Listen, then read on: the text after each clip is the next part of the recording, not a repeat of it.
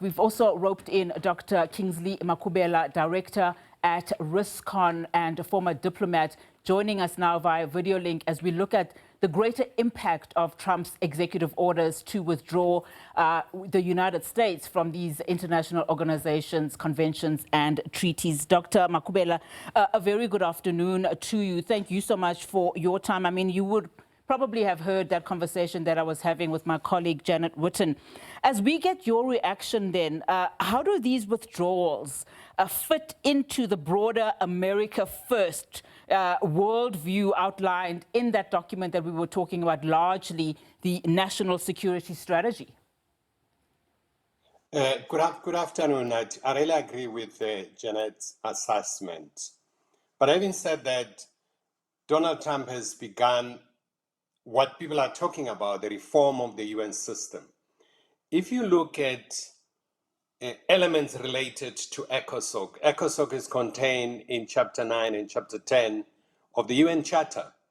It is a statutory body within the UN Charter. It has specific functions. He's decided to hollow activities and functions of ECOSOC in a way, and reforming the United Nations system on his own.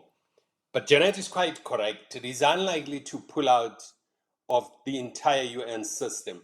But he's definitely hollowing areas that he thinks are not serving the best interests of the American political system. Focusing, of course, you want to retain the Security Council, because the Security Council provides muscles for the United States to assert and its hegemony around the world. So he's quite clear about what he wants to do.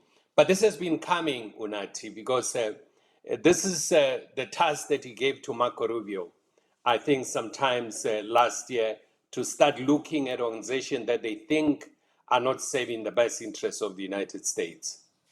And when we look at this, this national security strategy, at its core, it explicitly rejects multilateralism.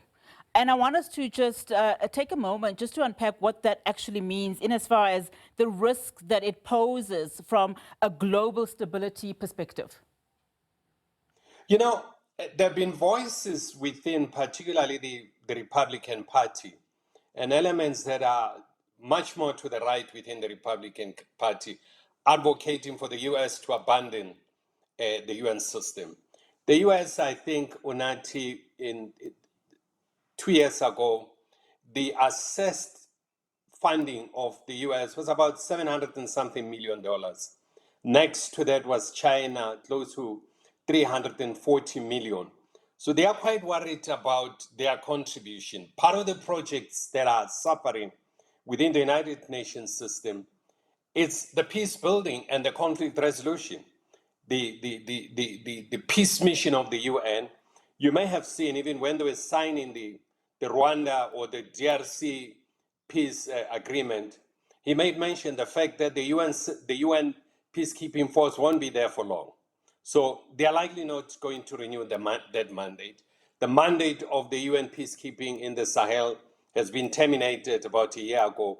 So you can see there's a trend to stop funding some of these activities. But the most concerning thing for Africans is the hollowing of UNEP and UN Habitat, the only UN agency based in Africa, which is based in Nairobi. Because if you look at the UN Habitat activities that they are cutting down on, if you look at all the slummy thing that Janet was talking about, which at a functional level are carried out by UNEP in Nairobi. So UNEP is going to become a hollow entity without any specific function because the Americans provide big funding for this entity. So if they withdraw funding, there's going to be a challenge. Who's going to step in to keep on providing funding for these programs to carry on? And I'm glad, Dr. Makhubela, you touched on that because it talks to the implications from the African continent itself.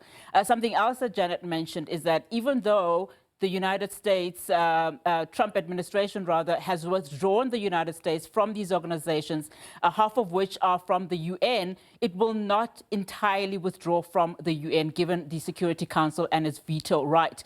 What does that then signal, given the fact that they are withdrawing from 66 international bodies, but will keep that position, given the fact that I would imagine it still holds more power and that world view of America first? Well, Nati, because the Security Council provides the legal cover for the United States to be able to raise certain issues and adopt certain positions. Of course, depending on the concurrence of other P5 members. But the United States would, in a way, the way things are going, prefer to have a much smaller Security Council that would include essentially the United States, China, and Russia. I'm not sure if they are quite keen on the Europeans.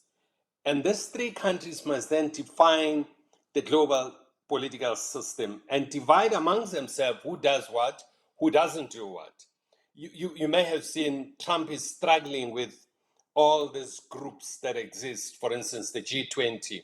He has a problem also within the G7. He left the G7 in Canada last year before the conclusion of strategic issues. So what we are seeing is Donald Trump, who wants to create a smaller group. He has said this quite openly, that he would prefer to have the G2, which is the United States and China. But China is unlikely to buy into this agenda. So we're starting to see something that I would say, Unati, is a G1, which is an oxymoron, because a group can't be one. But they want to operate on their own. But there's a sense of isolation that you're starting to see the Americans taking. It's a sense of position that they want to take unilateral decision and be able to push them through the throat of everyone around the world, come up with this unilateral sanction, extraterritoriality behavior. So that's where the big challenge is, Unati, moving forward. I don't know how the world is going to respond to this. We're still holding, all of us, the reform of the UN system. They've already started. They've fired the first shot. Yeah. So you are likely to see other agencies being questioned. Last year, it was the World Health Organization that they stopped funding. I think next will be the UNHCR that deals with refugees. They're going to stop funding some of these entities. And I wanted to come to that in terms of the response. What should the response be? Because on the surface, we are talking about what this means for the United States. But fundamentally, we're talking about organizations here that have been, in the main, largely funded by the United States, losing now, that particular funding. We have, criticism or experts saying we are moving towards the 19th century because you hear of how this particular strategy that we've been talking about speaks of reviving the Monroe Doctrine and, questions around what it fundamentally means for, various regions, including Latin America. We're seeing what's happening in Venezuela. We see what's happening or going to happen preemptively in Greenland. And also there's concerns about Colombia and Cuba. So many concerns here being raised, but fundamentally, how are your large economies, largely in Europe, going to react? Well, there's been a conflict tonight between the Americans and the Europeans.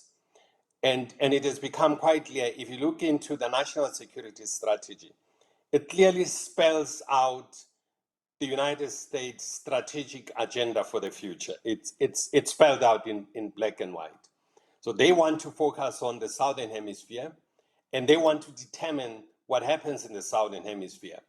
They are in the process now of determining what kind of resources are there in the Southern Hemisphere so that they can be self-sufficient and not depend on other areas. But they are imposing their will on the Southern Hemisphere. It's creating a serious problem.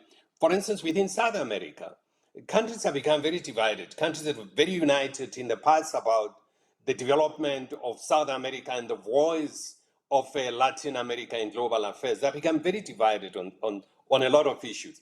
Chile, Argentina, they are divided. So he's created a monster, in my own view, moving forward.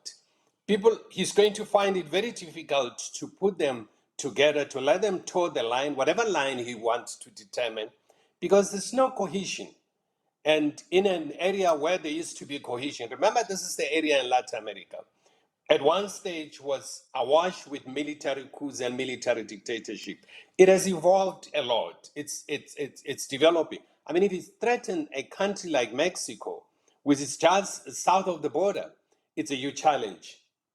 Absolutely, Dr. Makhubela, thank you so much for that context and, of course, for your time. Really do appreciate it. That was Dr. Kingsley Makhubela, Director at RiskRecon and a former diplomat, of course, just unpacking this story.